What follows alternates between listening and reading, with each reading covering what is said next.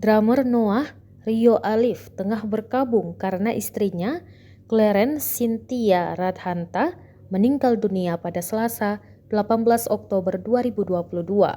Clarence Cynthia meninggal dunia karena kanker pembuluh darah yang langka dan agresif.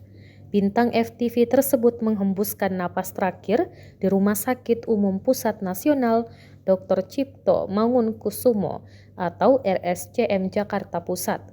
Clarence Cynthia dimakamkan di tempat pemakaman umum Jombang, Tangerang Selatan. Ditemui seusai pemakaman, Rio mengungkapkan bahwa Clarence meninggal dunia setelah berjuang melawan kanker. Namun Rio tidak mengungkapkan jenis kanker.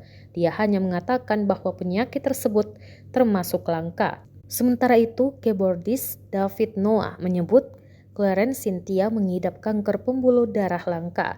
David juga menyebut bahwa kanker pembuluh darah ini bisa masuk lewat mana saja. Rio Alif mengatakan Clarence didiagnosis mengidap kanker pada Februari 2022.